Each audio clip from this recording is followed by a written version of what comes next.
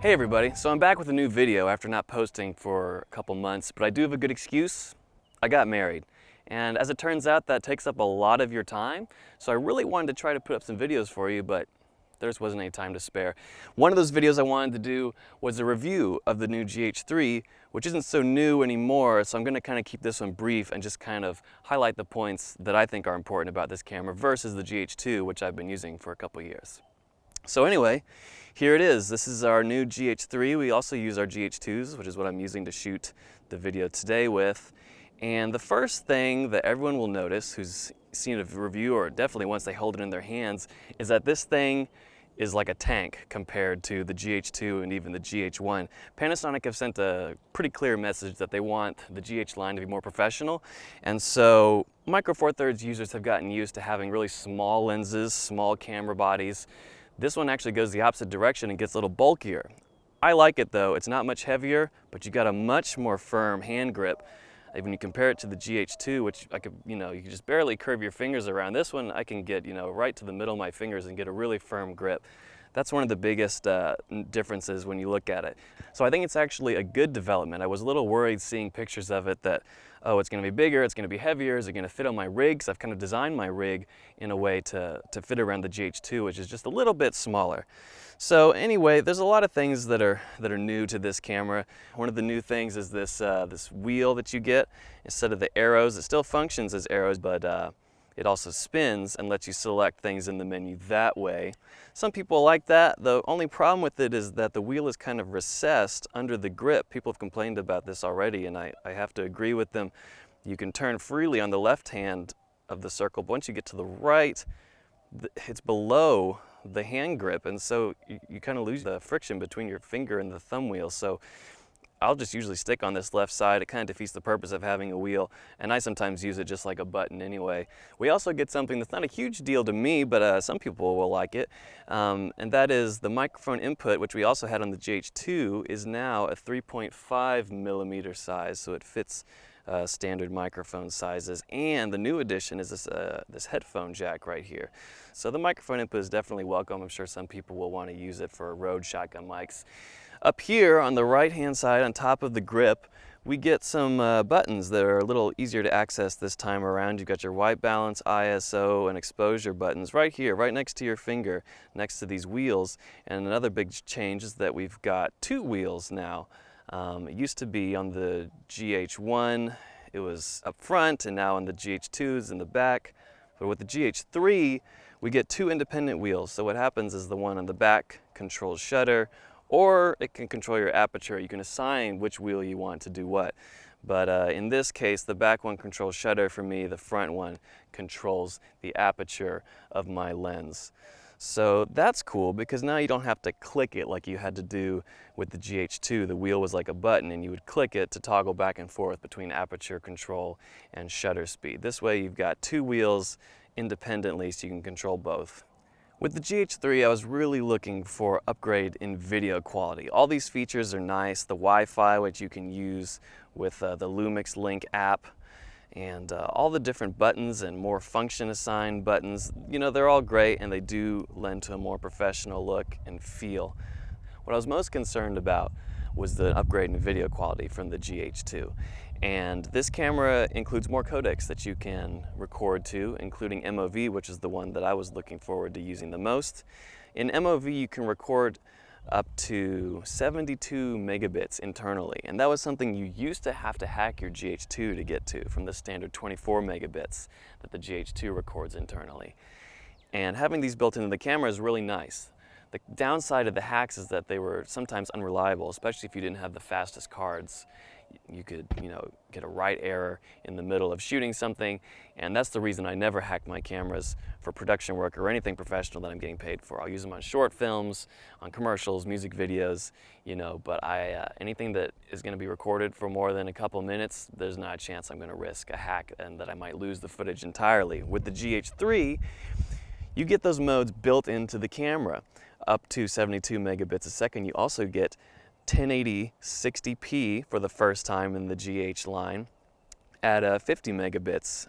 So what I'm really concerned about is comparing the video quality between the two cameras, between the stock GH3 and a hacked GH2. It's not really fair to use a stock GH2 because the megabits is limited to 24. So to give it a fair fight, I'm going to hack my GH2 with a hack I haven't used before, and it's supposedly going to be the last GH2 hack, I guess, before they move on to hacking the GH3. It's the Apocalypse Now hack. There's a bunch of different ones. I'm using the one that actually softens the image to give a more cinematic feel when you're using really sharp glass like the Panasonic and Lumix lenses that I'll be using today. So let's go ahead and start doing that. I'm going to shoot some stuff out here during the daytime. It's really bright. We'll see how much detail we can get between the two cameras, and then I'm going to head back home, throw it in the editor, and see how they compare.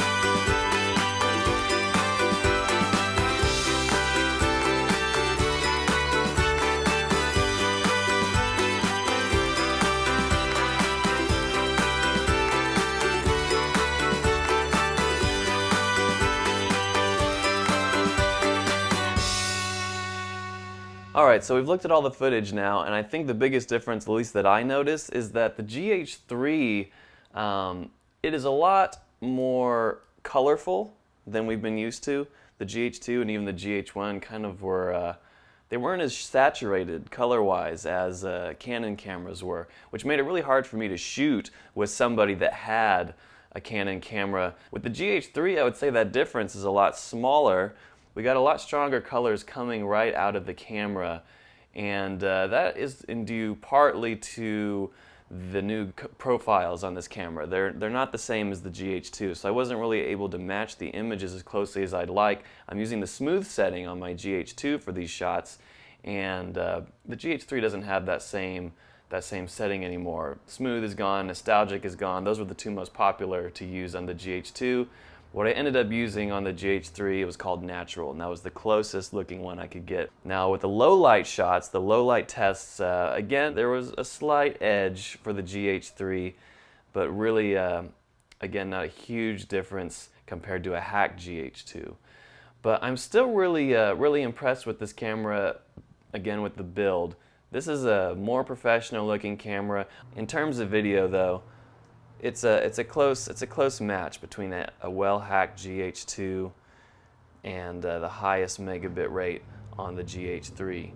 So those of you looking to save some money can still go buy a GH2 used and just hack it and get close to the same quality. For those of y'all that want to use higher bit rates on professional shoots and commercials, corporate videos, things where you don't want to even risk a hacked GH2 crashing on you or getting a write error and losing your footage, I recommend going with the GH3. It's about twice the price, but there are just enough special features added to this that I think it's worth it. We've got 60p in full 1080 HD for the first time, which is really exciting. I didn't shoot that video because GH2 doesn't have a 1080-60 mode to compare it to. There's better placement of buttons. There's the Wi-Fi connection so that you can do focusing on crane shots remotely from your iPad or your iPhone. There's an intervalometer built into the camera. It'll be really helpful for time lapse. The battery is improved this time around. It's a much larger battery compared to the GH2, and it lasts about roughly twice as long. So I'm assuming it can last a good 4 hours, whereas a GH2 battery lasted about an hour and a half, 2 if you're lucky. So again, I think that the GH3 is a worthy successor to the GH2. I hope this helped you out. I'll be doing more tests once I kind of figure out the color profiles on this camera. I really want to try to learn how to get a flatter image on it so that I can color correct and post a little better without all that saturated color in there.